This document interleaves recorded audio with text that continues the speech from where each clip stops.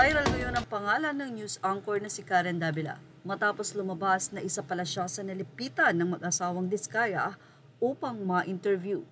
Karen Davila hindi pumayag sa alok na ma-interview sa kanyang vlog sina Pacifico Curly Diskaya II and si Sara Rowena Sara Diskaya.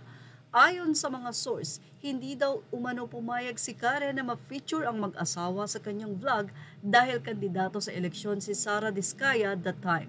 Pahayag ni Karen, unethical ang tumanggap ng pera lalo na sa mga political candidate. Source, FB Assortage. Wala pang pahayag ang news anchor na si Karen Davila kung may katotohanan nga ba ito, kung siya ay nilapitan ng mga Diskaya upang i-promote sila sa vlog nito.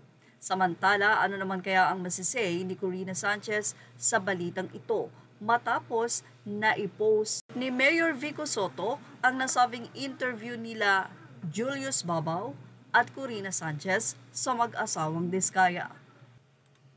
Ayon kay Vico Soto sa kanyang naging post, bago tanggapin ng mga kilalang journalist ang alok para magpa-interview ng kontraktor na pumapasok sa politika, hindi ba nila naisip na, uy teka, ba't kaya handa tong magbayad ng 10 million para lang magpa-interview sa akin?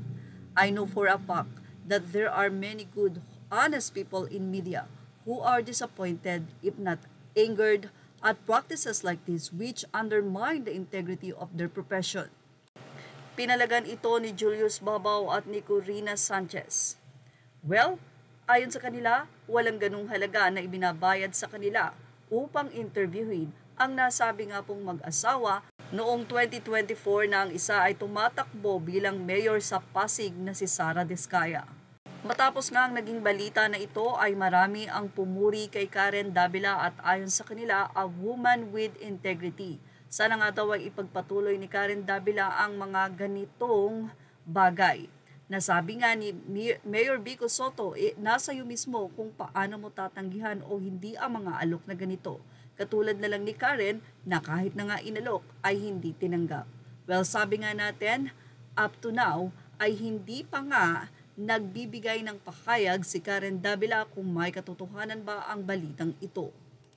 Para suportahan ang update na ito ay naibahagi din ng isang artikulo ito na In Focus. Diskaya duo tried to buy vlog feature Karen Davila said no source. A source told Assortage that the camp of Pacifico Curly Diskaya and Sara Diskaya once attempted to pay Karen Davila in exchange for a vlog feature on her YouTube channel. Davila, according to the source, flatly refused the proposal, calling it unethical to take money from would-be political candidates. The incidents resurfaced as the Diskayas pushed their featured stories, raising questions about how far candidates go to court media attention. Anyway, bukas po ang ating channel upang magbigay ng komento hinggil dito kung may katotohanan ba ang balitang ito, Miss Karen Davila.